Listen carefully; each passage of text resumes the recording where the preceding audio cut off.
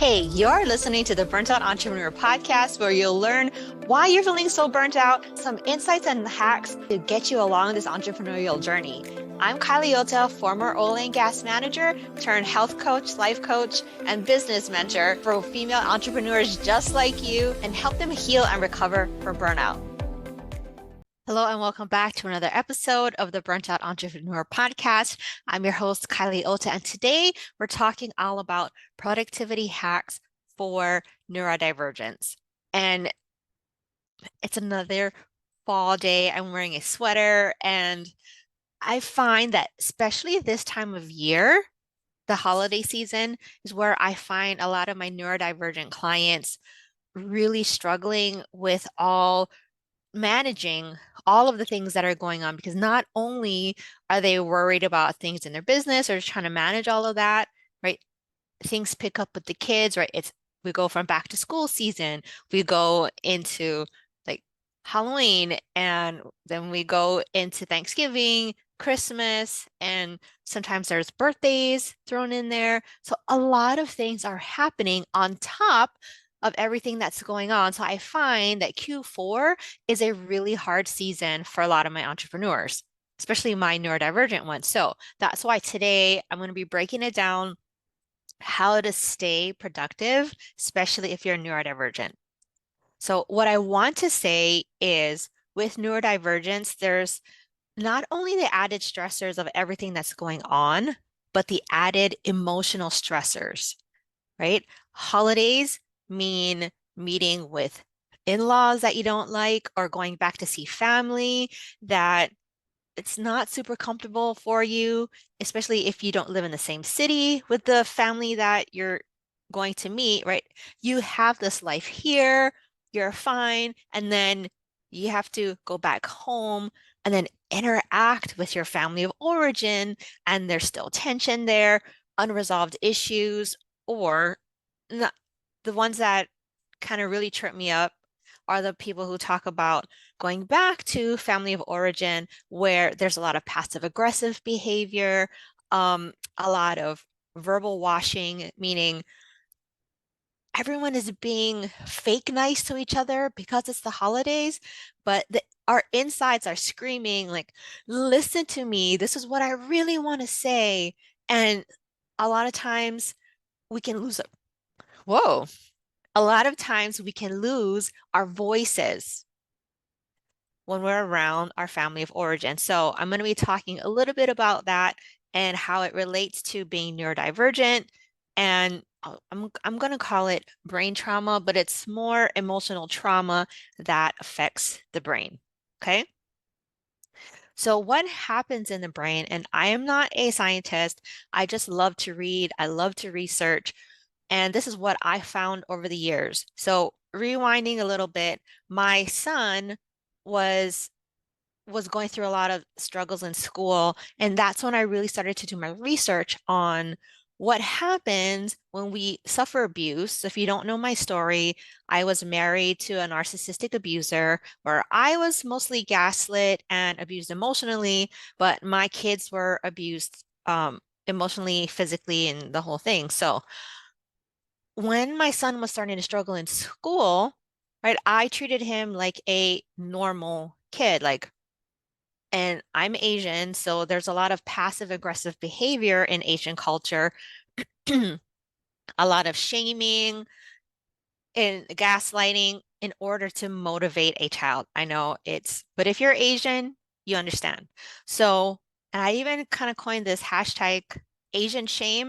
And when I explain it to all my friends who are Asian, they get it. There's like this different level of shame that comes when you're around Asian kids. And if you're not super familiar with Asian culture, there's a guy that he talks about emotional damage. He's an Asian guy that talks like his dad talks down to him, tells him he's never good enough.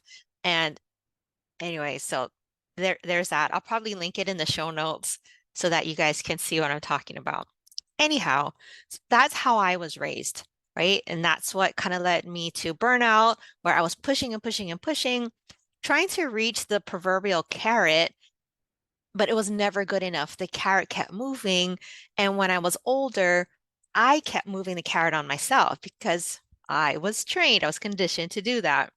So because of the stressors and the for my son, what I was doing was not good. What my ex-husband was doing was not great either. And then you add on top of that, he was estranged from his father. I left his father when he was really only a baby. So he'd been through two divorces at this time. All that to say, there is a test that they give you points for every stressor that you've experienced. And my son ranked very high.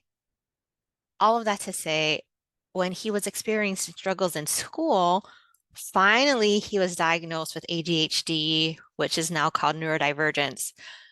I was like, oh, okay, this makes a lot of sense. So I want to explain it to you today and why I went from burnout coach to, business coach to really putting everything together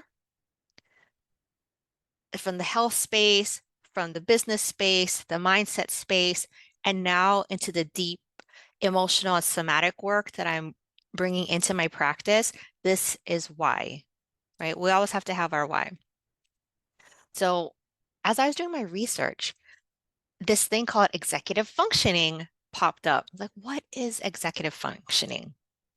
So, um, executive functioning really is the textbook definition is a set of mental skills that enables individuals to plan, organize, initiate, manage their time, pay attention, and make decisions. Right? These skills are critical for various cognitive processes and are essential for daily life tasks, including goal setting, problem solving, self-regulation. And executive functioning also allows individuals to break tasks into manageable steps, prioritize activities, task switching between tasks, and maintaining focus on a specific task. Right. So, um, when my clients come to me and they have time management issues, which is how I came up with the time wheel in the first place, TIME, everyone was coming to me thinking they had time management issues. When at the end of the day, it wasn't about time management at all. It was the four concepts of time, right? Time, ideas, money, and energy. So that's where that time wheel came out of. And briefly, um, I want to explain how the trauma affects the brain and contributes to neurodivergence, executive functioning disorder, meaning you can't, like, you have issues with, quote, time management, but time management entails everything I just talked about, right? The life planning skills, being able to prioritize, breaking tasks into smaller tasks, being able to time block and focus, stuff like that, right?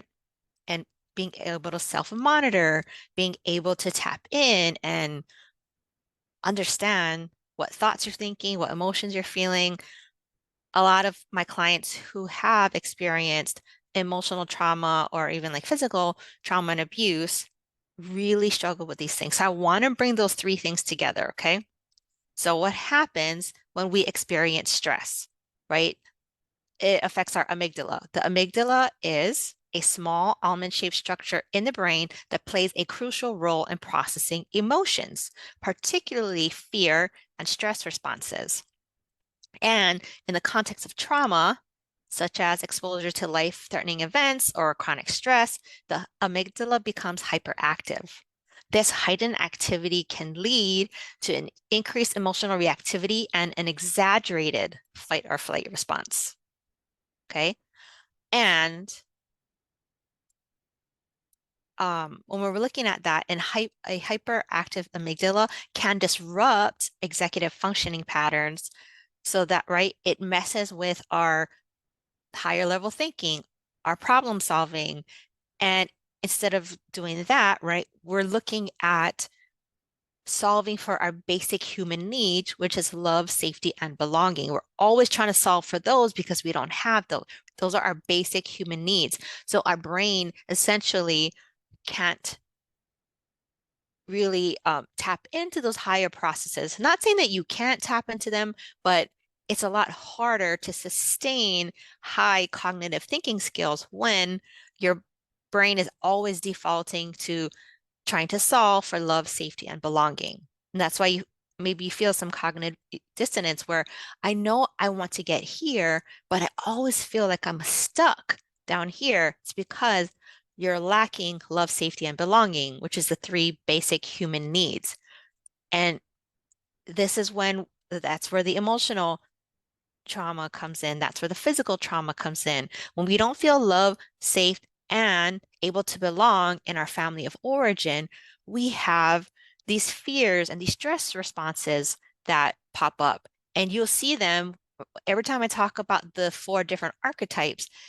They each have a specific fear or a stressor, and that's because of what happened in their family of origin and how they developed a pattern to respond to these particular fears and stressors. So, the amygdala and the prefrontal cortex. So, this is where all of that executive functioning happens. Right here, I'm tapping on my forehead, right? Your prefrontal cortex.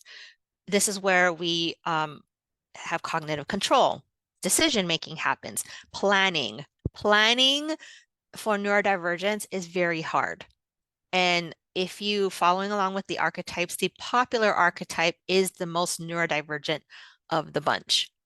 Although those who are neurodivergent but find yourself in a different category, you have developed a protective mechanism such as like hyper-perfectionism in order to feel loved, safe, and belonging, even though you've experienced these things, okay? So, right, this is where we have all of those high level executive functioning skills. So, what happens is trauma can adversely affect the prefrontal cortex and it really impairs impulse control and ability to problem solve. And I was talking to a client the other day, and she's like, I don't know why, I'm always buffering, buffering meaning using something to buffer her emotions, right? I'm scrolling on social media, I'm doing all these things, or I find myself binge eating to kind of stuff those feelings. And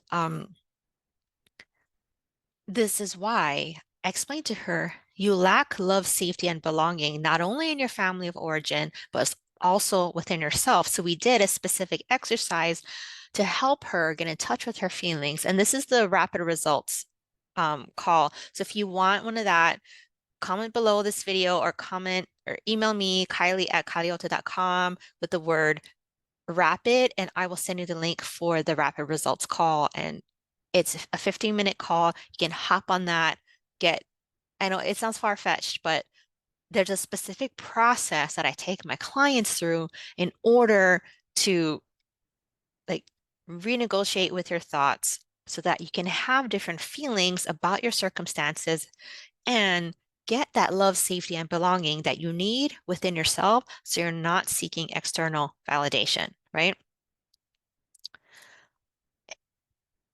And so this also affects concentration and attention, emotional regulation.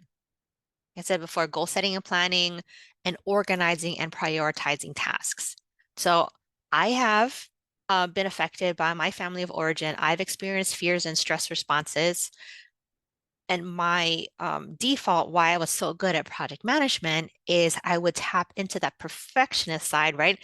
Like I said, that Asian response where the carrot always moved, I have to jump higher and higher. So I was always and performing in the sense where I was an overachiever. Like, okay, you want this? Like, let me just get ahead of the game because I know you're going to want more. So let me just overachieve one so I can feel love, safety, and belonging because I need the stroke. I need you to love me. I need you to tell me that I'm validated. So that was my go-to. That was my go-to. And that's why it's really key. And this is why I love what I do, is making sure we feel love, safe, and belonging to ourselves first. Because it affects our self-esteem. And I talk like a lot of what happens in entrepreneurship, because we're by ourselves and we're navigating these waters all by ourselves, right? We need to have a certain level of inner confidence in order to keep the needle moving every day, to keep going when things get hard. But if we're always waiting for external circumstances to shift before we can make a move, right? This is another fear-based response that I find a lot of my clients kind of suffer with. So not only do they have executive functioning disorders or issues, I don't say disorder, issues, right? But they also suffer from imposter syndrome. And imposter syndrome is a perceived incompetence, right? Whether you're gaslit, whether, you deal with Asian shame, right? A perceived incompetence. Because let's be real, right? If you're an overachiever, you are probably more competent than 90% of the people out there. You just perceive yourself to be less than. And it is because, especially if you are neurodivergent, there's a lot of stigma and misunderstanding about what's happening in the brain, why our brains are like this, and it causes, internalized negative beliefs about yourself. And we get stuck in perfectionism because we want to find that love, safety, and belonging. And when we don't get that, that's when we can fall into depression, we can fall into extreme anxiety, and just other mental health conditions. So why I love the rapid results technique is it creates new neural pathways in your brain, right? Your neural pathways, they say like this is a rut. You always think the same thing. Your thoughts always go to this pattern. If you're trying, like you've tried affirmations before, but it doesn't stick. This is why you need to create a new neural pathway, plain and simple. And how we do that in the rapid results call is we give you another set of thoughts to have, and then we really help to ingrain it in a specific way. So all it is you're using neuroplasticity to get the results that you want. And that's why I love brain science. That's why I geek out so much about psychology. It's why I joined the military and wanted to be a behavioral science specialist or to be in the mental health field because of all of that. And having these new neural pathways is what's going to allow you to apply what I'm going to talk about next. So when we're talking about productivity, a lot of it stems around prioritization. And there are a lot of ways to prioritize tasks. Right? Like I said before, neurodivergents have a really hard time with task prioritization. And right, there's a lot of time blindness that goes on. We don't understand like how long something takes. Another thing that I tell my clients to do is to use a timer. Time yourself when you're unloading the dishwasher. And I learned this from a lady called Fly Lady. You can find her on flylady.net. And she encourages us to work with a timer so that we understand how long something takes. And she talks about it like doing house chores, but you can do it when you're building a landing page. Just set a 15-minute timer. This also helps with lack of motivation. Only work for 15 minutes, right? It's just like, you get over the hump of seeing this huge, enormous task, like setting up a landing page or writing a new welcome email sequence, things like that. Set your timer for 15 minutes. At least you got something done. Now, for my perfectionists and my overachievers, like, well, that's not enough. Like we're doing nothing at that point, like because I couldn't check it off on the box. But let me tell you, like once you start working in it, giving yourself that 15 minutes, you can leave a buffer at the end so that once you get motivated and you're doing the work, you get motivated because it really is that inertia, right? Going from not doing anything into doing something, and you can use that initial gust of momentum to keep going if you feel like it, and permission to quit if you don't. I'm going to talk about a couple of different prioritization techniques and why it's important, right? Prioritization. Why is it important? I would talk blue in the face all day to my clients about this, but with neurodivergence, a lot of times I have to explain why it's important to get the buy-in so that their brains will actually want to try it again because they've tried it before. So this is for you if you're sitting here like, not this again. So, right, time management. And it's more about getting your time back so you can do what you want to do and not waste unnecessary time doing things that you don't want to do, or what I call OPP, working on other people's problems, right? You get to feel organized. You get to organize your tasks. And how we're going to talk about how to organize them in the different strategies, but stress reduction, right? Everything that I do on this channel is all about stress reduction.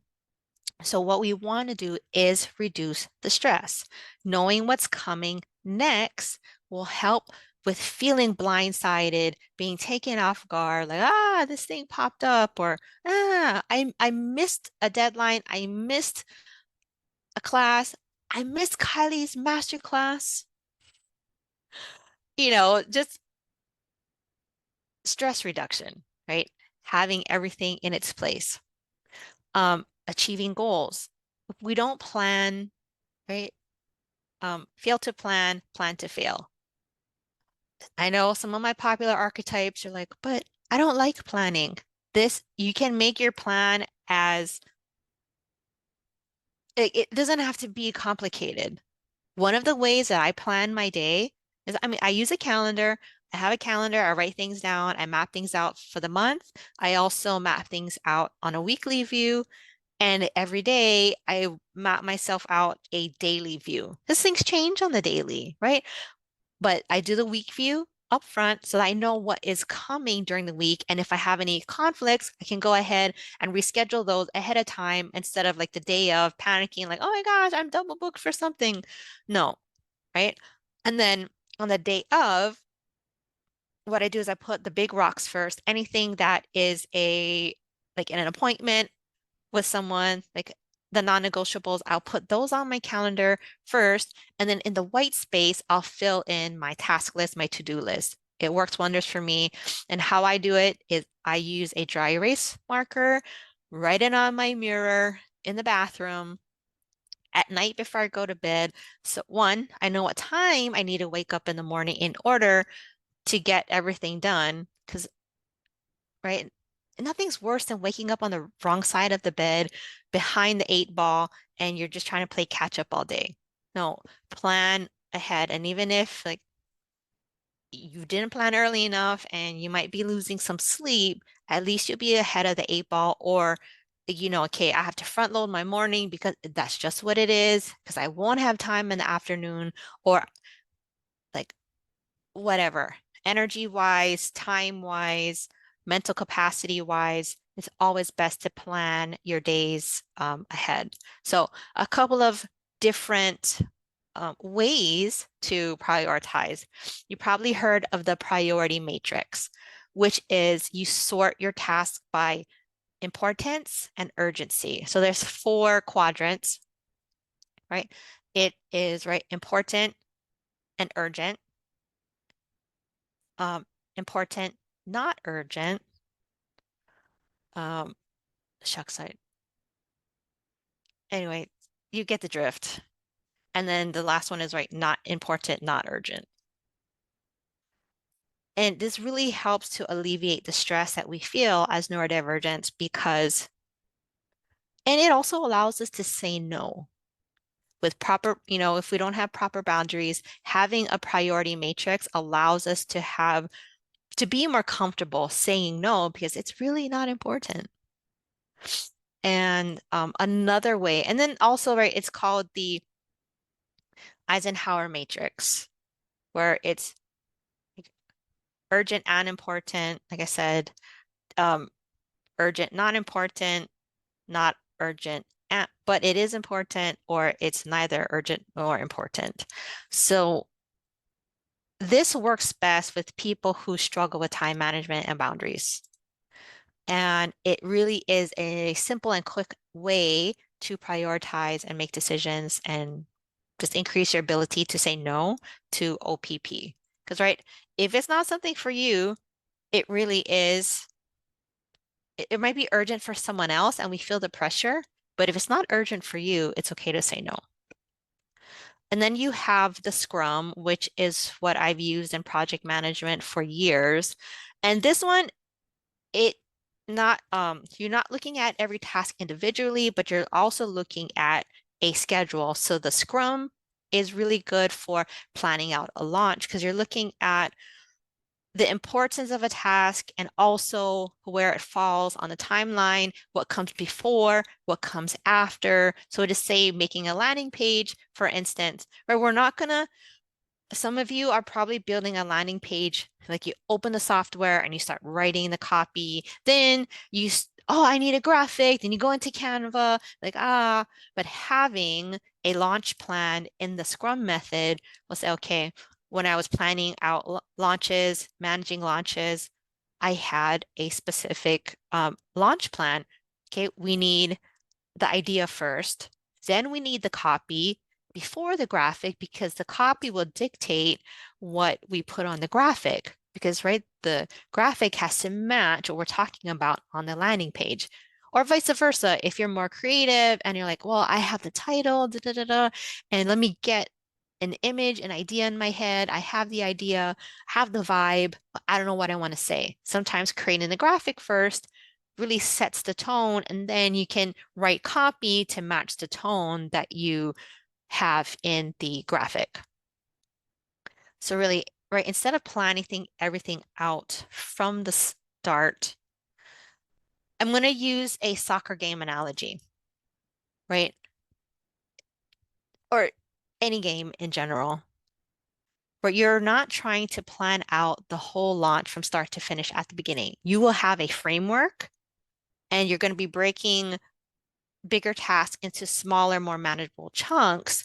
But the secret is you're going to keep adjusting your strategy as you go. Because right, things happen, fires pop up, things that you have to put out, and knowing, like having that freedom and that flexibility to adjust as you go is what really makes the Scrum framework really good. And then, right, you apply this onto a time blocking strategy and you're really good to go. So today we talked a lot about executive functioning and how it's related to emotional trauma and how it affects your self-esteem and your confidence as an entrepreneur. So I always want you to remember, right, when you're managing these executive functioning challenges, it really begins with understanding, self-compassion.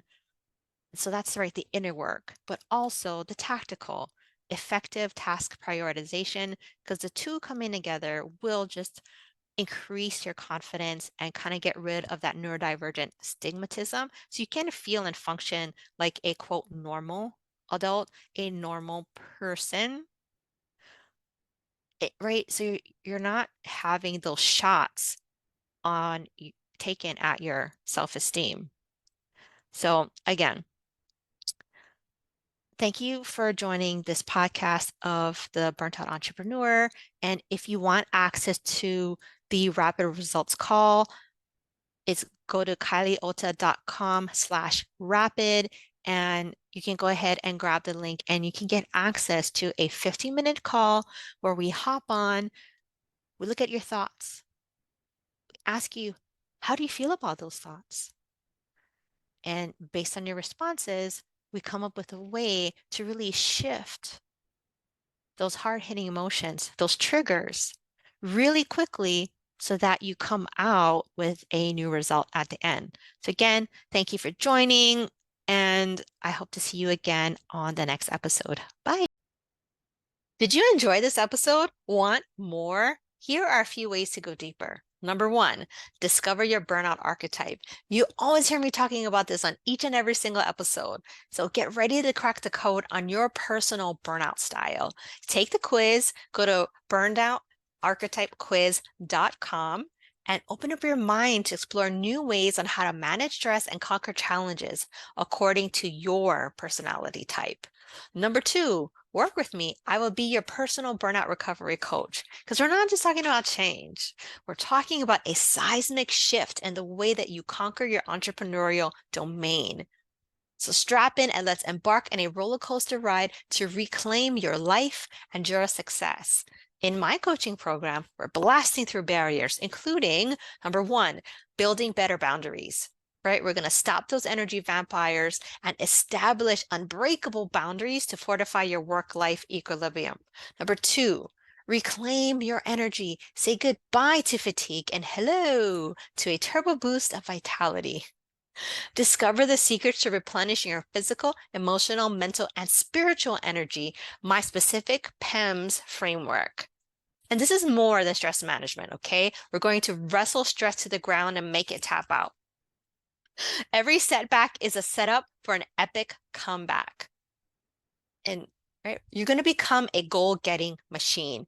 We're going to fuse your personal and professional aspirations into a powerhouse of purpose. Say hello to a life that's not just lived, but thrived. Okay, so hold on to your hats. This is not just coaching, it's a revolution of the soul. This entrepreneurial road is not a lonely one when you've got a relentless ally like me in your corner. So it's time to crank up the volume and get ready to hustle with heart. Keep the fire alive, keep smashing those goals, and don't forget, I'm your partner in this electrifying journey. P.S. Let's flame the flames of connection. Catch up with me on the socials. You'll find my LinkedIn, my Instagram, my Facebook, and a link to my Facebook group for more exclusive content in the show notes. We'll see you there.